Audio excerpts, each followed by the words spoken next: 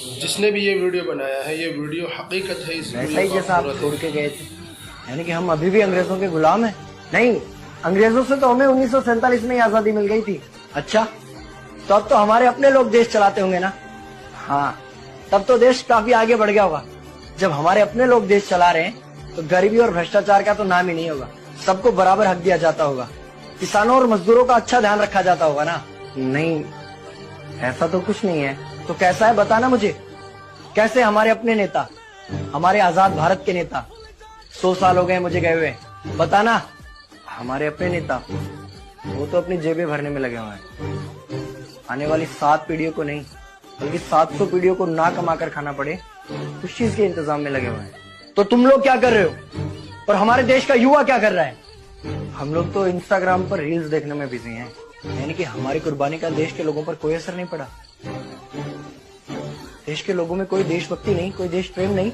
नहीं, ऐसा नहीं है। आपके लिए और देश के लिए बहुत प्रेम है भारत के लोगों के दिलों में। हर 15 अगस्त और 26 जनवरी को तिरंगा फहराते हैं, पूरे जोश के साथ भारत माता की जय बोलते हैं और आपकी डीपी भी लगाते हैं। और भारत और पाकिस्तान के क्रिकेट मैच के दौरान तो हमारी देशभक्ति पीक पर होती है। तुम इसे देशभक्ति समझते हो? तो फिर क्या है देशभक्ति? अगर तुम्हारी देशभक्ति समाज को सुधारने में, गरीबों को अच्छी शिक्षा या बराबर का हक नहीं दिलाती तो कोई काम की नहीं है तुम्हारी देशभक्ति। भ्रष्ट नेताओं और सरकार के खिलाफ आवाज उठाओ, लोगों को एकजुट करो। लेकिन अगर हमने सरकार के खिलाफ आवाज उठाई या नेताओं से सवाल पूछे तो हमें एंटी नेशनलिस्ट कहा जाएगा या हमें गद्दार करार दे दिया जाएगा। तो डरता है। 23 साल का था मैं जब अंग्रेजों ने मुझे फांसी पर चढ़ा दिया। मुझे तो आतंकवादी कहा गया था। अगर अब नहीं जागे तो ये देश सोता रहेगा। ये सरकारें, ये नेता देश को बेच खाएंगे। इस भ्रष्ट सरकारी तंत्र से लड़ो। देश को क्रांति की जरूरत है।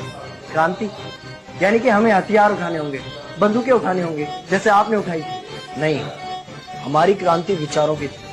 जब अंग्रेजी हुकूमत ने हमारी आवाज नहीं सुनी तो हमने और जोर से आवाज लगाई और अपने विचार रखे। और क्रांति केवल सत्ता को बदलने तक सीमित नहीं है, बल्कि इस भ्रष्ट अन्यायी तंत्र को जड़ से उखाड़ कर फेंकना है। पर ये होगा कैसे? अपने आसपास से शुरुआत करो। जो भी तुम्हें भ्रष्ट नजर आए उसके खिलाफ आवाज उठाओ, एक्शन लो। तुम्हारे टैक्स का पैसा नेताओं की जेब में जा रहा है, हिसाब मांगो। अपने वोट का सही इस्तेमाल करो, लोगों को जागरूक करो और इस देश को आजाद करवाओ। इंकलाब जिंदाबाद, इंकलाब जिंदाबाद।